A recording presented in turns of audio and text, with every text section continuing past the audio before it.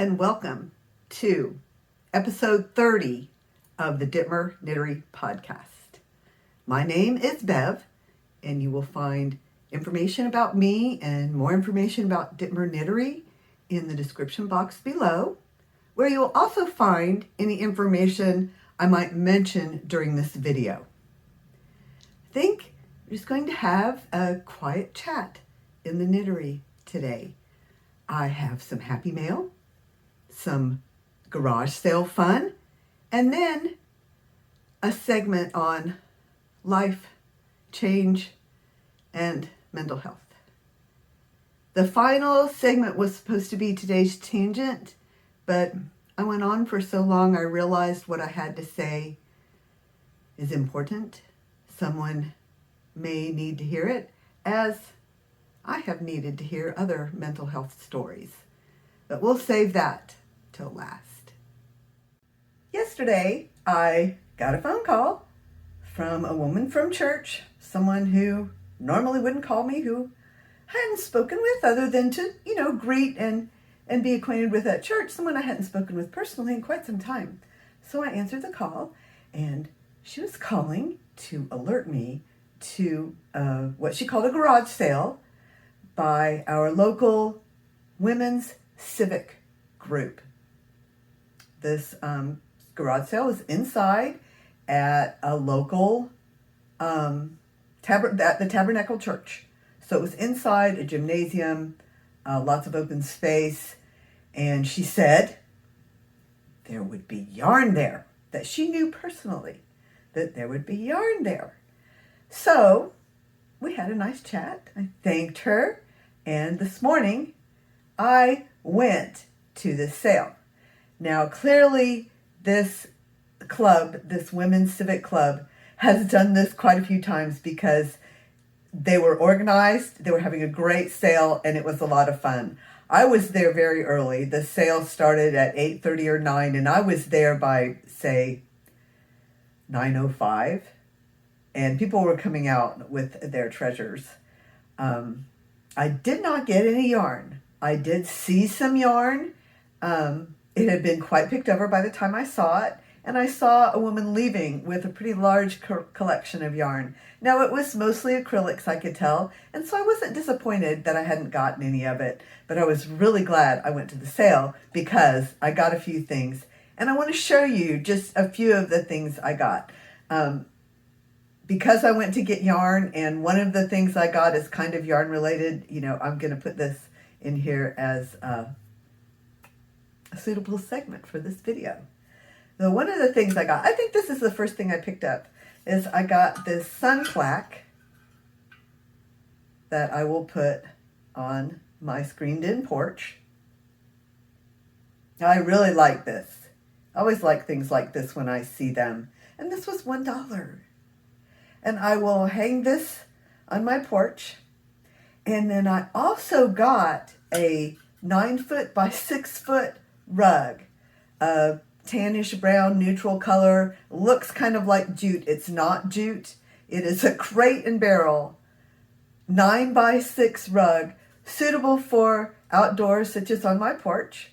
Well, if I put a rug out there and a plaque, now my porch is the patio. So I might have to upgrade my patio furniture and make that into a more inviting space. It is a very nice screened-in porch, but I'd like to fix it up a little bit more, and this is a good start.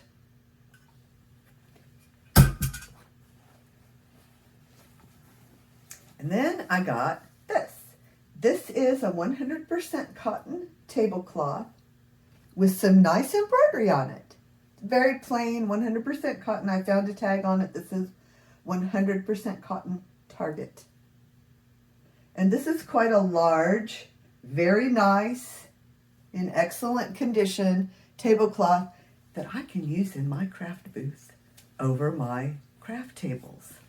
And this is very nice and neutral. What a good use this will be for that very thing. I've been thinking about that I need something to cover my plastic craft tables so that when I set my things out, they look a little bit more attractive, a little bit more soft. And I really think this is the perfect thing.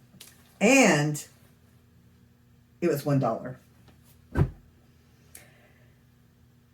And I also got, like I said, the rug. I got a few things for the kitchen. I got a little tea kettle. I have a tea kettle, but it's quite large, and I like to heat up just a small amount of water. And I thought, well, then if I had this small tea kettle, I could put the larger one away, and that just makes it more convenient. And I think the tea kettle was $2. I got a glass cutting board, which I probably won't use for a cutting board.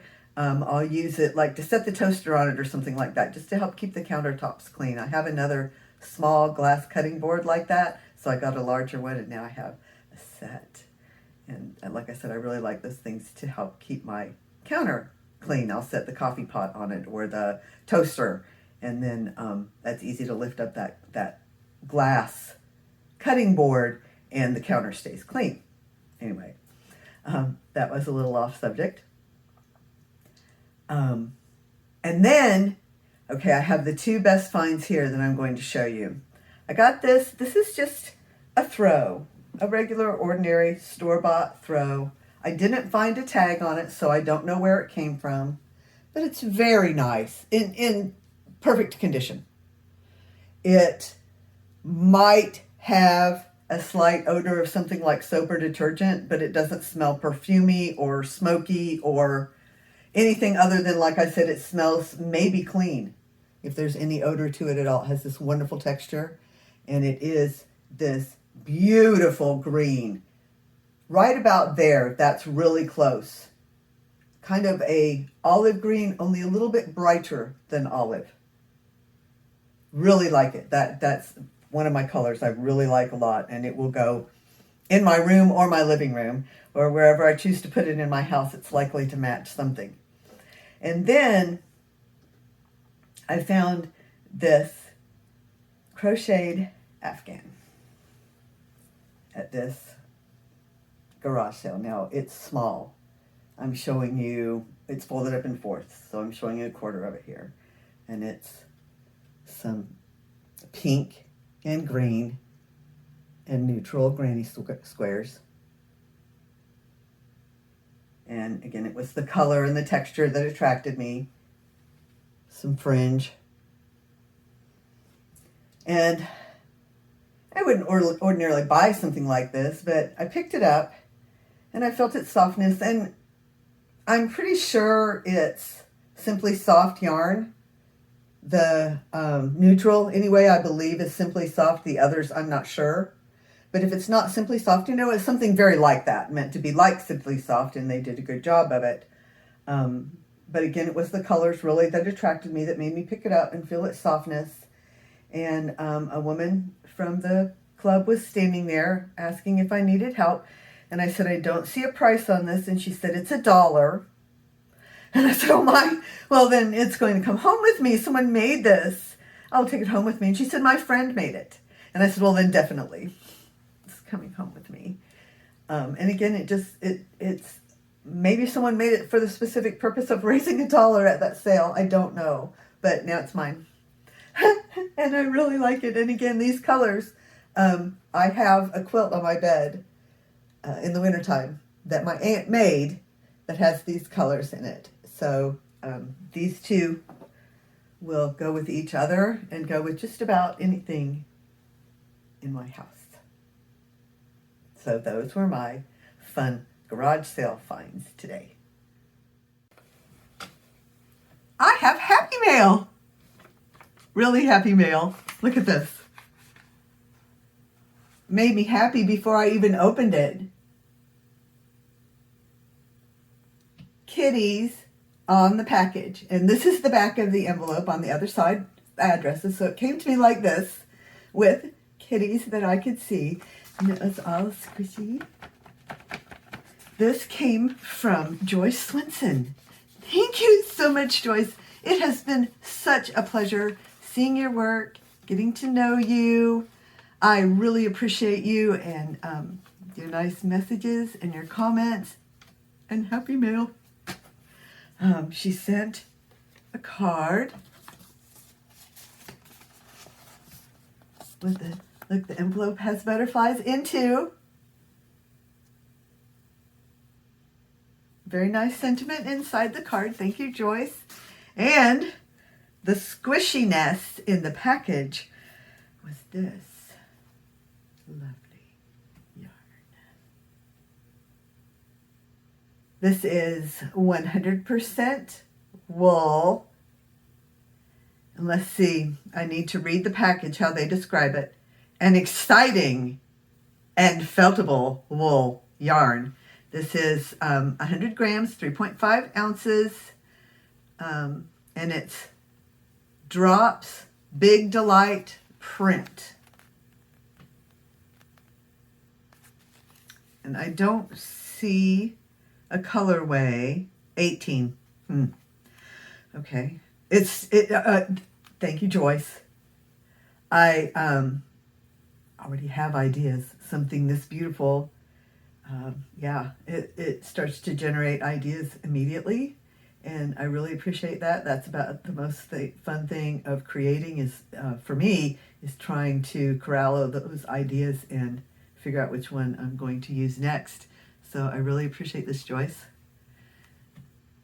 The mail made me very happy.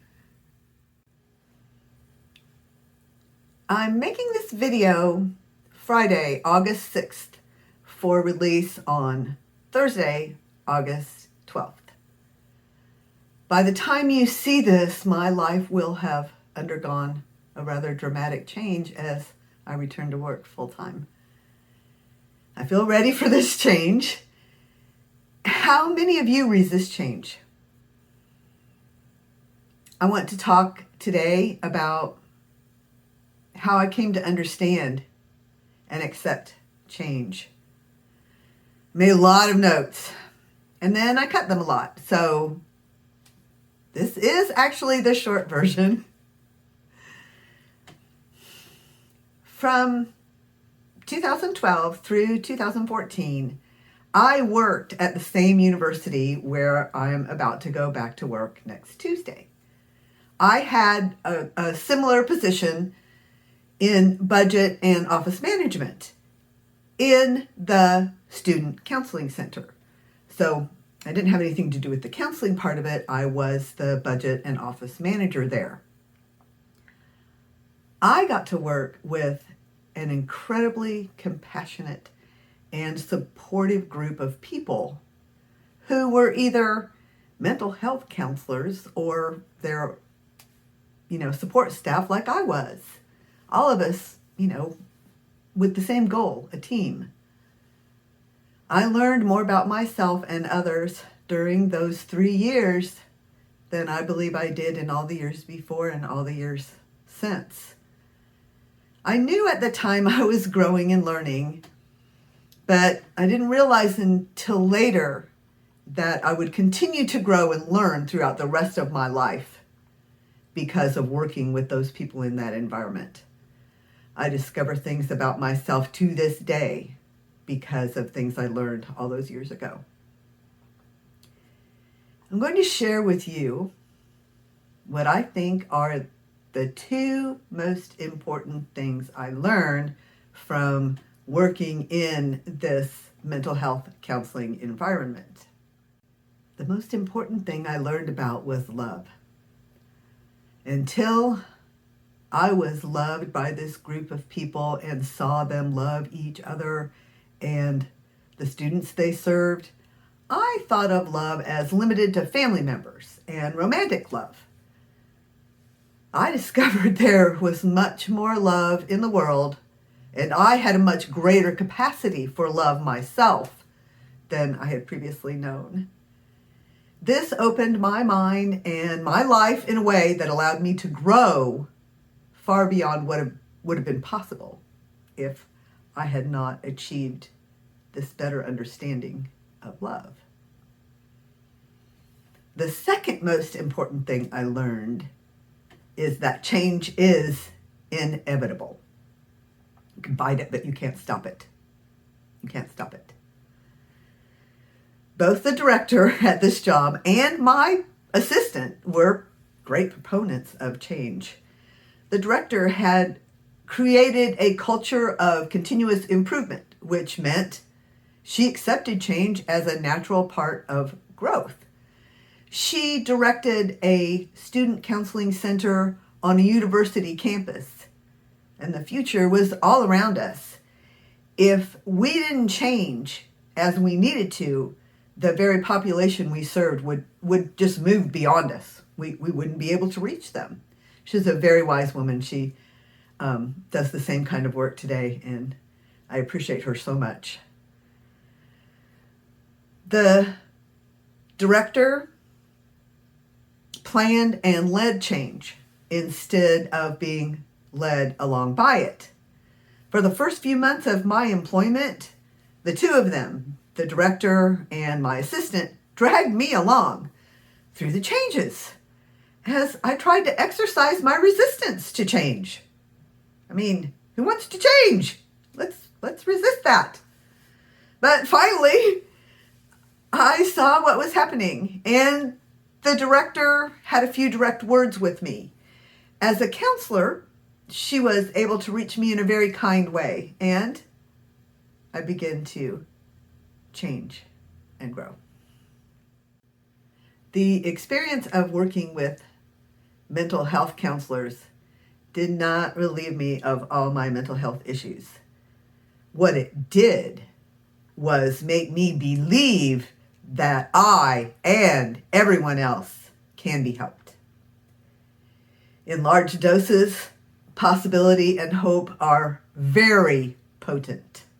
So this realization for me that I could be helped, everyone could be helped, if of course everyone does not have access to this kind of care, but if we could get it, if we could reach the counselor we needed to, if they could reach us, all of us can be helped. Seriously, if you can, get some counseling and some meds, or both. The experience of working with mental health experts allowed me to change. I have changed a lot, to the point that to some I am all but unrecognizable. Am I a different person? No. The change I experienced was always inside of me. I'm more me than I have ever been. The long, hard look at myself was scary stuff. Worth the work. One of the wisest counselors I worked with often said, you have to be willing to do the work. If you're willing to do the work and you're able to do the work, you can feel better. I do have plans for a video for August 19th. After that, my video schedule may change because of the job, but I'll still be here. I value you. I feel your support. I thank you, and I will see you again soon.